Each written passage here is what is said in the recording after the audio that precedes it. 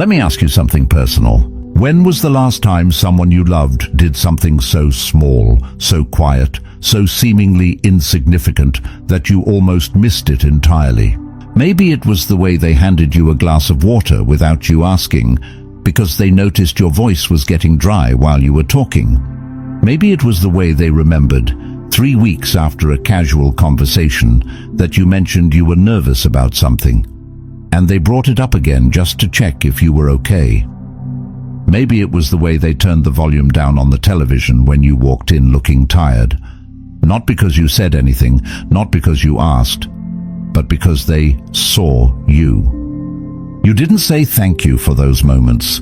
You might have barely noticed them. And yet, here you are, thinking about that person right now, feeling something warm and complicated in your chest that you can't quite name. That feeling has a name.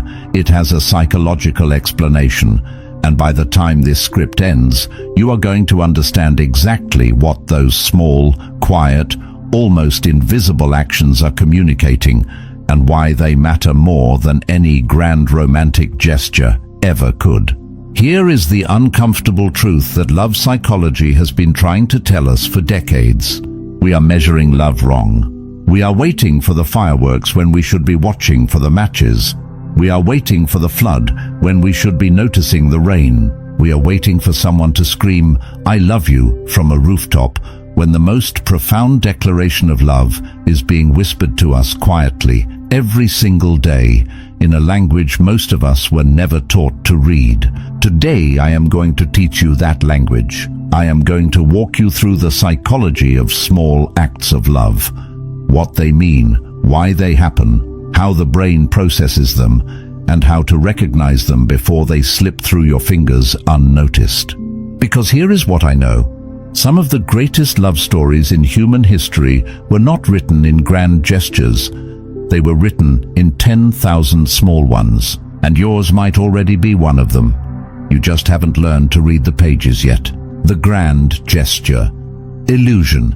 Why we keep getting love wrong. We need to start at the beginning, with the problem itself. Because before we can understand why small actions matter so much, we need to understand why we keep dismissing them. Why, despite all the evidence, despite everything we feel in our quieter moments, we continue to chase the big, dramatic, cinematic versions of love, while undervaluing the steady, consistent, quiet expressions that are happening right in front of us. This is not entirely our fault.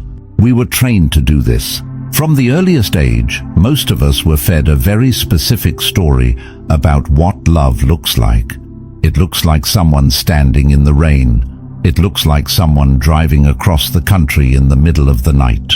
It looks like surprise proposals, massive bouquets of flowers, public declarations, and perfectly timed confessions. It looks loud. It looks expensive. It looks photogenic. And somewhere along the way, we internalize this as the measuring stick for how much we are loved. The problem with this measuring stick is both psychological and practical. Psychologically, it is deeply flawed. Research in relationship science consistently shows that long-term relationship satisfaction has almost nothing to do with grand romantic gestures and almost everything to do with the quality, consistency, and attentiveness of everyday interactions. Dr. John Gottman, one of the world's leading relationship researchers, spent decades studying couples and arrived at a conclusion that surprised many people when it was first published. The couples who stayed happily together for decades were not the ones who had the most dramatic love stories. They were the ones who had mastered what he called bids for connection. Small, consistent, daily reaching out between partners that built a foundation of trust, safety, and emotional intimacy over time. The grand gesture, by contrast, is often a compensation mechanism. It tends to appear when the everyday fabric of connection has worn thin, when someone realizes, consciously or unconsciously, that they have not been showing up in the small moments, and they attempt to make up for it in one large, visible, easily photographable moment.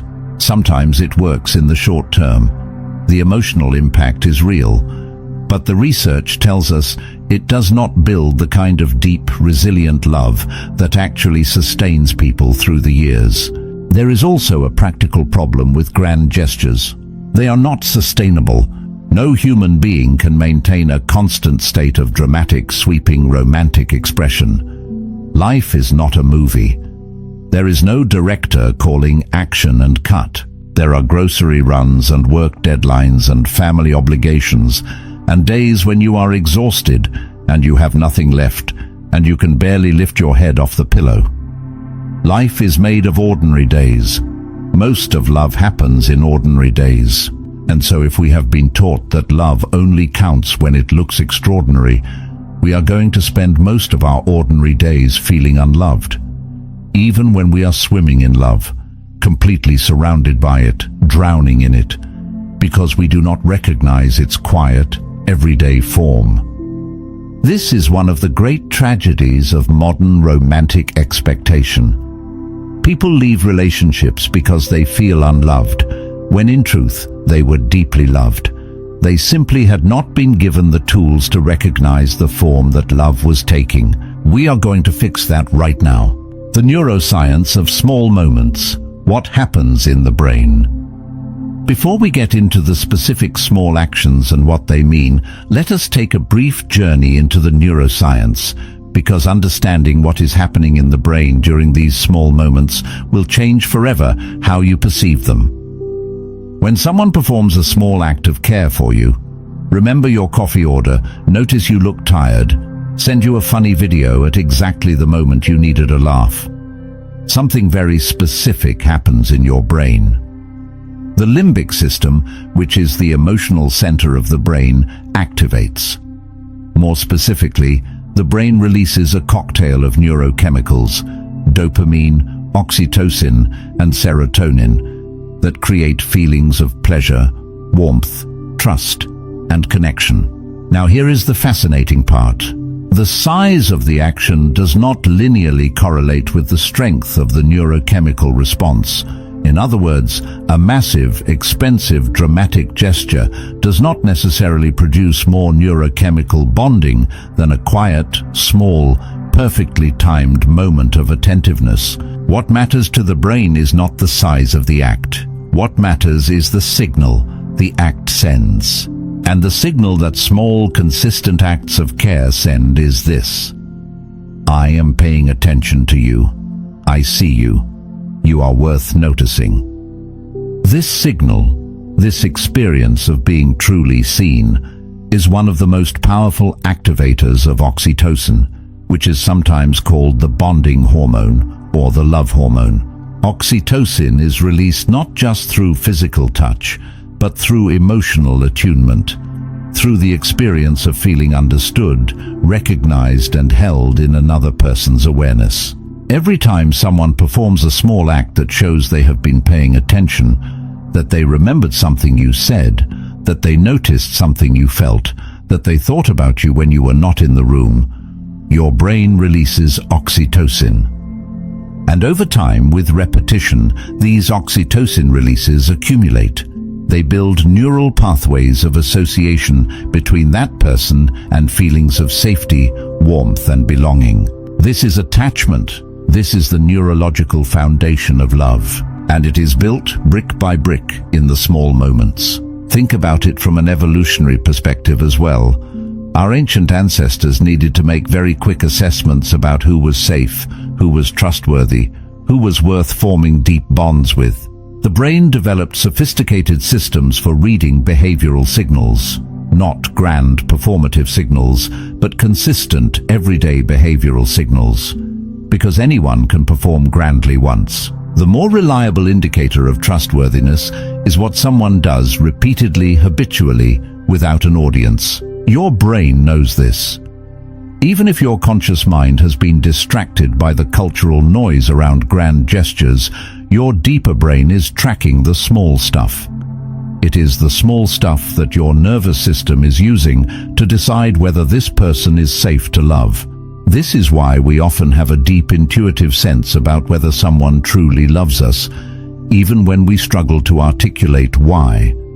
Our brain has been doing the math. It has been tracking the small actions, the micro signals of care and attention, and arriving at a conclusion that our conscious mind catches up to later. The goal of today is to bring your conscious mind up to speed. The 5 categories of small love actions. Let us now get specific. I want to walk through 5 distinct categories of small actions that people who deeply care perform, often without even realizing they are doing it, because for them it is simply what love feels like. It feels like showing up. It feels like paying attention. It feels like remembering. Category 1. Remembering what does not seem worth remembering. This is perhaps the most fundamental category, and it is the one most people most reliably overlook. When someone loves you, they carry you in their mind even when you are not present. They hold the details of your life with care, not because they made a conscious decision to memorize you, but because your details matter to them. You are worth remembering. This shows up in what seems like very small ways. They remember that you mentioned being nervous about a meeting 3 weeks ago, and they ask you how it went, when you had completely forgotten you told them. They remember that you do not like a particular ingredient in your food, and they order for you without asking, and they get it right. They remember the name of your childhood dog. They remember what happened to your grandmother. They remember the name of the book you mentioned wanting to read, and 6 months later, they get it for you. They remember your small preferences. The temperature you like the room, the way you take your tea, the specific way you like to be woken up when you need to be woken up gently. Here is the psychology behind this. Human memory is not a recording device. It is a selective, active system that prioritizes information based on what we care about. We remember what matters to us. We remember what we have given attention to. We remember what we have thought about again and again. So when someone remembers the small details of your life, they are revealing something true and important about where their attention lives. You live in their attention. You occupy their mind. You are the kind of detail they consider worth holding. That is not a small thing. That is one of the most intimate things one human being can do for another. And we walk past it every day without seeing it for what it is.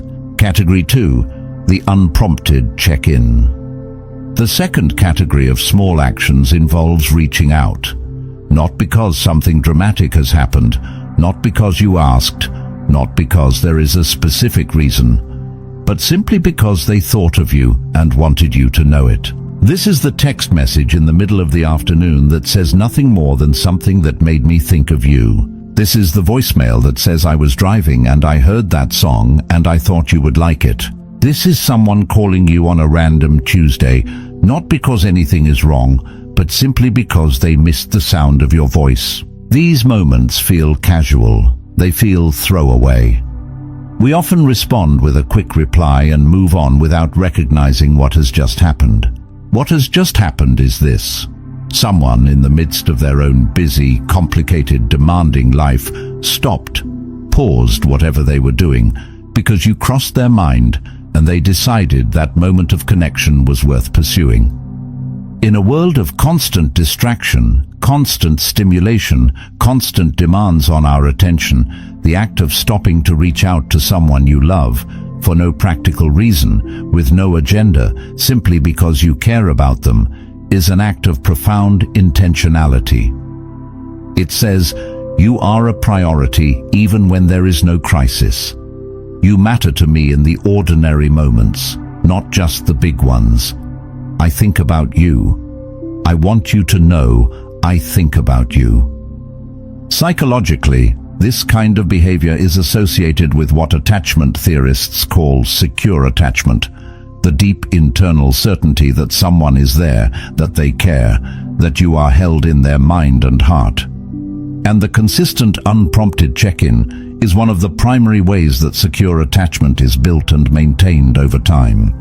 When someone does this for you consistently, your nervous system learns, this person shows up, this person is reliable, this person is safe, and that neurological learning is the bedrock of lasting love. Category 3. Anticipating needs before they are voiced. The third category is perhaps the most emotionally sophisticated, and it is the one that tends to produce the most profound feelings of being loved. This is when someone does something for you before you realize you needed it done. They put a blanket on you when you fell asleep on the couch. They refilled your water glass before it was empty. They charged your phone because they noticed the battery was low. They made you an appointment they overheard you saying you needed to make. They bought the thing you mentioned running out of. They handled the thing you were dreading handling. They did not wait to be asked. They did not offer to help and wait for instructions. They simply noticed, they thought ahead, and they acted. This behavior requires a level of attention and empathy that is genuinely rare. It requires someone to be so attuned to you, to your rhythms, your needs, your patterns, your current emotional state, that they can model what you will need before you have articulated it yourself. That level of attunement does not develop by accident. It develops through sustained, caring observation over time. It develops when someone has been paying close enough attention to you, for long enough, with enough genuine investment in your well-being, that they have essentially built an internal map of who you are and what you need. When someone anticipates your needs, they are showing you that internal map. They are showing you how thoroughly they have been paying attention. There is also a deeply vulnerable dimension to this. To anticipate someone's needs, you must make yourself vulnerable to being wrong. You are acting on an assumption about what someone needs, and that assumption could be incorrect. The fact that someone is willing to make that attempt, to risk being wrong, to risk overstepping, because they care enough to try, is itself an expression of love. In love psychology, this kind of proactive care is associated with what researchers call compassionate love. A love oriented not around what feels good for the lover, but around what is genuinely good for the beloved. It is selfless in the truest sense. It requires setting aside your own focus and genuinely centering someone else's reality. Category 4. Protection through gentleness.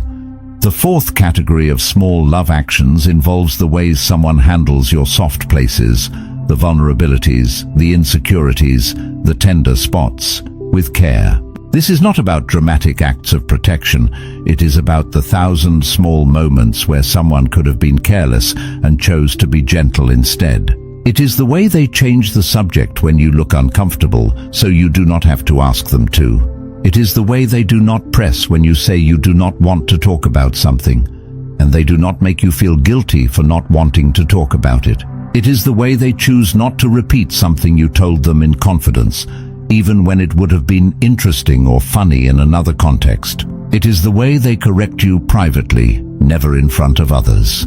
It is the way they defend you, not loudly, not dramatically, but consistently, when you are not in the room. It is the way they hold your past mistakes with compassion, rather than using them as ammunition. Each of these is a small act. None of them would make headlines, but each of them requires a specific choice. A moment where someone could have done something that would have caused you hurt, and they chose differently. They chose you. In relationship psychology, this pattern is associated with what John Gottman calls the positive sentiment override, a state in which the positive experiences in a relationship are so consistent and deeply embedded that they serve as a buffer against negative experiences. When someone has been reliably gentle with your vulnerabilities over a long period of time, you begin to feel safe in a very deep and specific way. You begin to believe that this person will not hurt you, not because they are incapable of it, but because they have chosen not to, again and again. That belief, that specific earned trust, is one of the most valuable things love can give us. Category 5. Making space for you to be fully human. The fifth category is perhaps the most subtle, and in some ways the most important. This is when someone creates space for you to be imperfect, complicated, contradictory, and fully human, without trying to fix you, change you, or minimize what you're experiencing. It is the way they sit with you in your bad mood without trying to talk you out of it. It is the way they let you cry without immediately trying to solve the problem. It is the way they laugh at your worst jokes, even when they are objectively terrible. It is the way they accept your weird habits and strange rituals without comment. It is the way they let you change your mind without making it a character flaw. It is the way they hold the contradiction of who you are, your best and your worst, your most confident and your most insecure, without trying to resolve the tension into a simpler, cleaner version of you. This kind of spaciousness is rare. Most relationships, even loving ones, involve a degree of pressure to be more consistent, more positive, more understandable, more manageable. The world is full of messages telling us to smooth out our rough edges, to be easier to love, to be simpler. When someone says, through their consistent behavior, through their patience, through their willingness to stay, that they love all of what you are, including the parts that are difficult, including the parts you are still figuring out, including the parts you do not love about yourself, that is an act of profound love, and it is expressed in small moments. In the sigh they do not make when you are struggling, in the question they ask, instead of the judgment they could have offered, in the stillness they hold while you find your words. Small, quiet, profound. The attachment theory connection. Why small actions build the deepest bonds. Let us go deeper into the psychological theory that perhaps best explains why these small actions carry such extraordinary weight. Attachment theory, originally developed by psychiatrist John Bowlby in the 1950s and 1960s, and later expanded by Mary Ainsworth and many others, proposes that human beings are hardwired from birth to seek closeness and connection with others, and that the quality of this connection, particularly in our earliest relationships, shapes our internal model of what love and relationships feel like for the rest of our lives. Bowlby identified what he called the attachment behavioral system, a collection of behaviors designed to maintain proximity to attachment figures, the people we are bonded to and who we rely on for safety and security. Here is the critical part. The attachment behavioral system is not activated by grand gestures. It is activated and regulated by consistent, responsive, reliable care. By the experience of reaching out and being met, of needing and being responded to, of being seen and not abandoned. In infancy, this looks like a parent who reliably comes when the baby cries, not perfectly, not every single time, but consistently enough that the baby can begin to build a model of the world as a safe place where their needs will be addressed. In adult romantic relationships, it looks exactly the same in its underlying structure, simply expressed through more sophisticated behaviors. When your partner consistently performs small acts of attention and care, when they show up in the small moments, when they respond to your emotional bids, when they demonstrate through their behavior that you are held in their mind and that your well-being matters, they are doing something to your attachment system. They are teaching it that this relationship is safe. They are building in you what Ainsworth called the secure base, the deep internal sense that you are supported, that there is someone in your corner, and that from this foundation of security you can move through the world with greater confidence, openness, and resilience. Secure attachment is not built in dramatic moments of rescue. It is built in the 10,000 ordinary moments where someone simply shows up. And here is what makes this so important to understand. Research consistently shows that securely attached individuals have better mental health outcomes, greater relationship satisfaction, deeper capacity for empathy, more effective emotional regulation, and even better physical health on average. The benefits of being securely attached are wide and deep and long-lasting. And the path to secure attachment, at least in adult relationships, is paved with small acts of love, repeated over time. Every time your partner does one of those small things, every time they notice, every time they remember, Every time they reach out, every time they handle you with care, they are adding a stone to that foundation. You might not notice any individual stone, but over months and years, you are standing on something solid, and you feel it in your body, a sense of calm, a sense of safety, a sense that no matter how turbulent the world gets, there is a still point somewhere, and it has their face. That still point was built in small moments. That is what small actions do. Gary Chapman's Love Languages, and Why the Smallest Acts Sometimes Say the Most. No conversation about how love is expressed would be complete without addressing Gary Chapman's theory of love languages, the idea presented in his famous book that people give and receive love in fundamentally different ways, and that mismatches in love languages are one of the primary sources of disconnection in relationships. Chapman identified 5 love languages: words of affirmation, acts of service, receiving gifts, quality time, and physical touch. Now, this framework is helpful and has genuinely changed how millions of people understand their relationships. But there is something important to say about how it intersects with our discussion of small actions. Each of the 5 love languages, when expressed in their most powerful and meaningful form, tends to be expressed not in dramatic occasional bursts, but in small, consistent, everyday moments. Words of affirmation are not most meaningfully expressed in a grand speech at a wedding or anniversary. They are most meaningfully expressed in the quiet morning when someone says, "I thought about you yesterday and I realized how lucky I am." They are expressed in the small comment that says, "You handled that really well." They are expressed in the text that says simply, "You are my favorite person." Acts of service are not most meaningfully expressed in the big dramatic moment of rescue. They are most meaningfully expressed in someone who consistently, without being asked, does the things that make your life easier. Who does the dishes because they know it bothers you? Who fills your car with gas because they know you always forget? Who makes the dentist appointment because they know you have been avoiding it? Quality time is not most meaningfully expressed in the grand vacation or the special occasion dinner. It is most meaningfully expressed in the daily choice to put down the phone, to be present at the dinner table, to actually listen when you are talking instead of waiting for your turn to speak, to sit with you in the small, ordinary evening and choose to be there fully.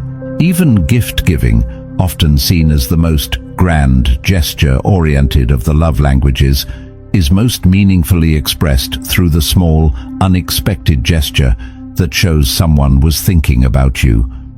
Not the expensive gift on the obligatory occasion, but the small thing someone found that reminded them of you on a random Wednesday, for no reason except that they were thinking of you and wanted to show it. Physical touch is not most meaningfully expressed in passionate, dramatic moments. It is most meaningfully expressed in the hand held in the car, the back rubbed in the middle of the night, the forehead kissed when walking past, the small, habitual, consistent touches that say, without words, "You are here, I know you are here, I am glad you are here." In every love language, the small, consistent, everyday expression carries more cumulative emotional weight than any grand, occasional expression can. And here is why. Our brains and our nervous systems learn through repetition. Consistent experience reshapes our internal models of reality. A single extraordinary experience can be exciting and memorable, but it does not reorganize how we feel. Consistent experience does. When you experience being loved in small ways again and again and again, you begin to deeply believe you are loved. Not just intellectually, in your body, in your nervous system, in the place where fear lives. That belief, that deep felt embodied belief in being loved, is one of the greatest gifts one human being can give another. And it is built slowly and steadily in the small moments. Why the people who love you this way often do not talk about it. Here is something that trips a lot of people up, and I want to address it directly. The people who love you in small, consistent, attentive ways The people who are building you a foundation one stone at a time often do not talk about what they are doing. They do not announce it. They do not expect credit. They do not explain their intentions or make sure you noticed. They simply do it. And because they simply do it, without fanfare or announcement, it is easy to miss. It is easy to take for granted. It is easy to mistake the quiet reliability of their love for indifference, when it is actually the highest form of care. There are several reasons why people who love this way tend to be quiet about it. First, for many of them, the behavior is genuinely not calculated. They are not thinking, "I will remember this detail to show them I care." They simply care, and the caring expresses itself naturally through attention and remembering and showing up. They would be genuinely surprised if you described it as special or remarkable, because from where they sit, they are simply doing what love does. They would not know how to not do it. Second, people who love quietly often come from a relational tradition where love was shown rather than announced. They may have grown up watching caregivers who expressed love through consistent, practical acts of attention and service, and that is simply the vocabulary they absorbed. Talking about love is not something that comes naturally. Doing love is their native language. Third, and perhaps most importantly, quiet love is, in many ways, a deeply humble love. The people who love you loudly often need something in return: the confirmation, the audience, the credit. The people who love you quietly have already given you their attention, their memory, their presence. They do not need you to see it, because the loving itself is the point. The act of caring for you is its own reward for them. This is psychologically significant. Research on what is sometimes called compassionate versus passionate love suggests that the most enduring, stable, and deeply satisfying forms of love are oriented around the other person's well-being rather than around the experience of the loving itself. People who love quietly tend to love you. Specifically, particularly, attentively. Not the experience of being in love, not the performance of romance. You. That is rare, that is worth noticing. So how do you notice it? You slow down. You pay attention to patterns rather than moments. You look at what someone does consistently over time rather than what they do dramatically in isolated instances. You ask yourself, who has been showing up in the small moments? Who remembers? Who reaches out without reason? Who handles me with care when they could have been careless? That person is telling you something. They have been telling you for a long time. Now you are ready to hear it. The science of gratitude. How noticing changes everything. Let us talk about what happens when you actually begin to see these small actions, when you bring conscious awareness to the quiet ways someone has been loving you. There is a substantial body of research on gratitude, specifically gratitude in the context of romantic relationships, and what it reveals is striking. Studies conducted by researchers including Dr. Sarah Algo at the University of North Carolina have found that gratitude in relationships is not just a pleasant side effect of love, it is an active ingredient. Expressing genuine gratitude for a partner's actions produces measurable increases in relationship satisfaction, emotional intimacy, and commitment, both in the person expressing the gratitude and in the person receiving it. More specifically, Algo's find, remind, and bind theory proposes that gratitude functions as a kind of relational glue. When we notice and appreciate something a partner does for us, we are finding evidence of their investment in the relationship. We are reminding ourselves of the value of this relationship, and we are binding ourselves more closely to that partner, deepening the bond through the act of recognition. This means that the act of noticing the small things, of actually seeing and acknowledging what someone does for you in the small moments, is not just a passive observational activity. It is an active relationship strengthening behavior. When you say to someone, I noticed that you remembered what I said about that 3 weeks ago, and you asked me about it, and that meant a lot to me. You are doing several things simultaneously.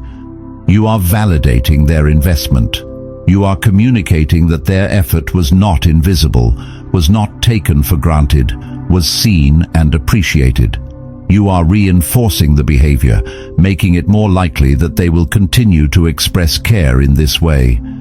And you are deepening your own emotional experience of the relationship, because the act of articulating gratitude requires you to actually feel it, and feeling gratitude for a person you love is one of the most beautiful states available to human beings. There is also a reciprocity effect.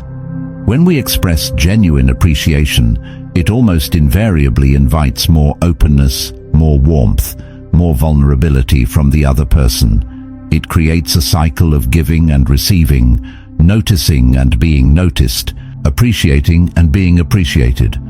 A positive feedback loop that over time creates the deep, warm, mutually reinforcing connection that characterizes the most satisfying long-term relationships. So here is the practical instruction embedded in all of this psychology. Notice the small things, and when you notice them, say so, not as a performance, not as a relationship technique, but genuinely, simply, honestly. Tell the person in your life who fills your water glass and remembers your anxieties and texts you for no reason and sits with you in your bad moods. Tell them you see it. Tell them it matters. Tell them it is one of the reasons you love them. Not once. Consistently. In small moments, with small words, as a steady practice of seeing and saying. That practice might be the most important thing this script teaches you. What small actions look like in long-term love. There is a particular beauty to observing how small actions of love evolve over decades in long-term relationships. And I want to take a moment to paint that picture, because it is one of the most profound and underappreciated phenomena in human experience. There is a stereotype about long-term relationships, particularly long-term marriages, that suggests they inevitably become dull, routine, passionless. That the fire fades and what is left is merely comfort and habit, a love that has settled into grey and lukewarm. This stereotype is both statistically inaccurate for many couples and psychologically misguided in its premise. What actually happens in the healthiest long-term relationships is not that love fades, it is that love deepens. And in deepening, it becomes quieter, more fluent, more embedded in the texture of daily life. It becomes, in a sense, like breathing, constant, essential, happening without thought because it has become so natural. The long-term couple who has been together for 40 years, the ones who finish each other's sentences, who order for each other without asking, who can communicate an entire conversation with a glance across a crowded room, they are not a story of love that settled. They are a story of love that accumulated. Every year, they learned each other better. Every year, the small actions became more precisely calibrated to what the other person actually needed. Every year, the vocabulary of their love became richer and more specific, less about grand declarations and more about the 10,000 tiny fluencies that only exist between two people who have been paying very close attention to each other for a very long time. This is what love becomes when it is healthy and sustained, a form of deep knowing. An intimacy so thoroughly developed that caring for someone feels as natural and unremarkable as caring for yourself, because in some neurological and psychological sense, they have become part of your self-model. Your brain has incorporated them into its understanding of who you are and what your world looks like. In this state, small actions are not effort. They are simply expression. They are simply what love sounds like when it has had decades to find its voice. Dr. Gottman's research on what he calls the masters of marriage, the couples who have sustained happy, connected, intimate relationships over many decades, consistently identifies this pattern. The masters are not doing anything dramatic. They are doing something quiet and consistent and profound. They are turning toward each other again and again in the small moments. They are maintaining the habit of attentiveness. They are still, after all these years, interested in each other, still curious, still paying attention, still responding to each other's bids for connection. That sustained attentiveness, that daily practice of showing up in the small moments, is the love story of a lifetime. And it is more beautiful, more meaningful, and more enduring than any grand gesture ever could be. When you have been missing it, and what to do now. I want to speak now to those of you who are sitting with a particular feeling as you read this, the feeling of recognition, but combined with something heavier. The realization that someone in your life has been loving you in these small ways, and you did not see it.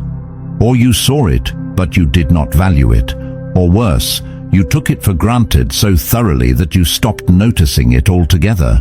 Maybe this is someone who is still in your life. Maybe it is someone who is no longer there. Someone who quietly, consistently, reliably loved you in all these small ways, and you left because the love did not look dramatic enough, did not feel exciting enough, did not match the cinematic version of love you had been sold. Whatever the specific situation, I want to say this to you. First, be gentle with yourself. You were operating with incomplete information. You were using the wrong measuring stick, and that measuring stick was handed to you by a culture that profits enormously from your dissatisfaction with ordinary love. The entire romantic entertainment industry, the gift industry, the wedding industry, they all depend on your belief that love is something extraordinary and rare, something you need to keep purchasing and performing and staging. The idea that love is ordinary, quiet, consistent, and already present in your life does not sell movies or flowers or diamond rings. You were not foolish. You were human. You were working with what you had been given, and now you have something more. Now you have a different lens. Now you can see. Second, if the person is still in your life, it is not too late. It is not too late to start seeing them. It is not too late to begin the practice of noticing and naming the small ways they love you.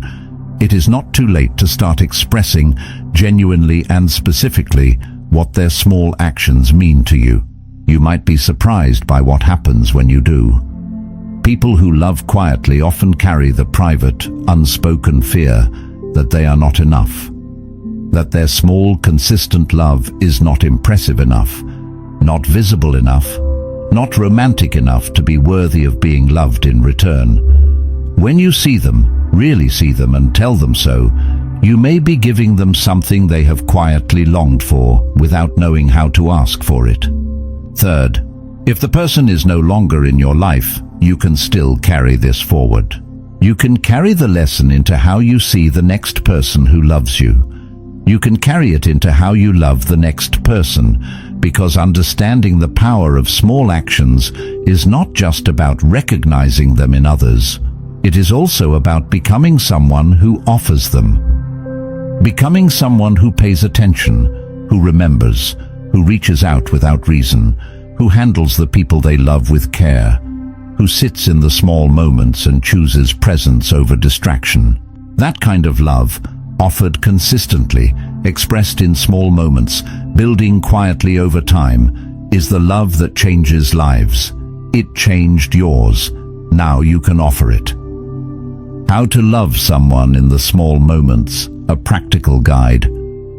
Let us make this fully practical now. If you want to begin, or deepen, a practice of small love, here is what that looks like in real, everyday terms. Pay attention like it is your job. Start treating the act of paying attention to the person you love as something worthy of genuine investment and effort. When they speak, listen not just to the content, but to what the content reveals about what they need, what they fear, what they love, what they are hoping for. Build your internal map of them deliberately and with care. They are worth knowing thoroughly. Remember out loud. When you remember something someone told you and you bring it back up later, You are showing them that they were worth holding in your mind. Make this a habit. When something crosses your mind that connects to someone you love, bring it to them. Let them know they crossed your mind. Let them know you remembered. Do the thing before they ask. This one takes practice and attentiveness. Start looking ahead for the person you love. What are they going to need today that they might not think about until they need it? What is wearing on them that you could quietly address? What small act could you perform right now that would make their day a little easier, a little warmer, a little less heavy? Do that thing. Do not mention it. Just do it. Handle them with care. Be deliberate about gentleness. Choose every day, in the small moments, to be the person who does not say the cutting thing, does not press the tender spot, does not use knowledge of someone's vulnerabilities as a weapon.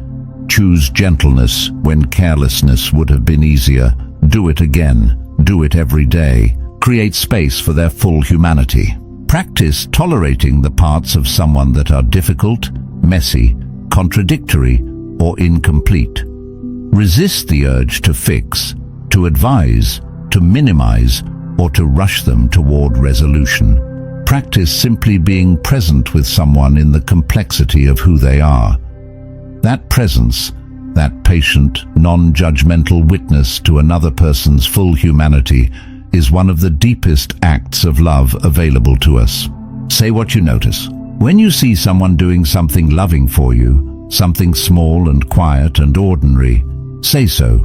Not as a thank you card, not as a performance of gratitude, but genuinely, directly, specifically. Tell them what you saw. Tell them what it meant. Tell them you know what they do and you are grateful.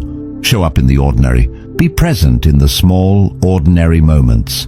Put the phone down. Look at the person across the table from you. Choose presence over distraction, again and again, in the small moments that make up most of a life.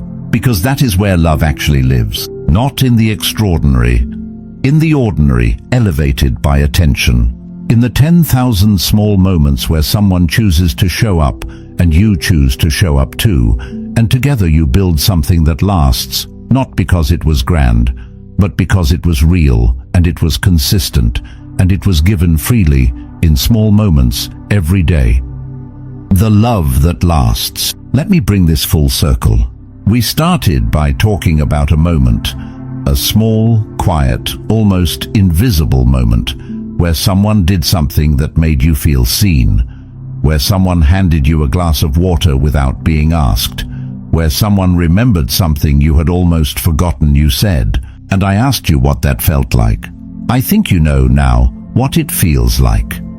More than that, I think you understand why it feels that way. You understand the neuroscience behind it, the oxytocin release, the attachment pathways, the neural learning that happens in repeated experiences of being cared for. You understand the attachment theory behind it, the secure base being built, one small stone at a time. You understand the love languages behind it, how each language is most powerfully expressed, not in the grand gesture, but in the small, consistent, daily expression. You understand the gratitude research behind it, how noticing and naming these moments actively deepens the bond. And I hope you understand something else now, something perhaps more important than all the research and all the theory. You understand that love, in its truest and most enduring form, is not a performance. It is not a production. It is not something that happens in the highlight reel of a relationship, captured in photographs and anniversary posts. It is something that happens in the Tuesday afternoon when someone texts you for no reason. In the moment someone hands you a blanket you did not ask for. In the way someone goes quiet and listens when you need to be heard. In the 10,000 small moments where someone chose, quietly and without audience, to show up for you. That love, the small, quiet, consistent, attending love, is the most profound love available to human beings. It is the love that does not fade when the excitement does. It is the love that does not crumble when life gets hard. It is the love that does not depend on perfect circumstances or perfect moods or perfect timing. It is the love that simply shows up in the small moments, in the ordinary days, in the quiet spaces where most of a life is actually lived. If you have this love in your life, from a partner, from a friend, from a family member, see it, really see it, name it, appreciate it, honor it. And if you want to give this love to someone, start small, start today. Remember something, notice something, do something before you are asked. Handle someone gently, reach out for no reason, be present in the ordinary moment. That is how you write a love story worth living, not in grand gestures, in small ones, every day. For as long as you can, thank you for being here. If this reached something in you, if it helped you see something you had been missing or appreciate something you had been taking for granted, share it with someone who needs to hear it. Because sometimes the most loving thing we can do is help someone recognize the love that is already there.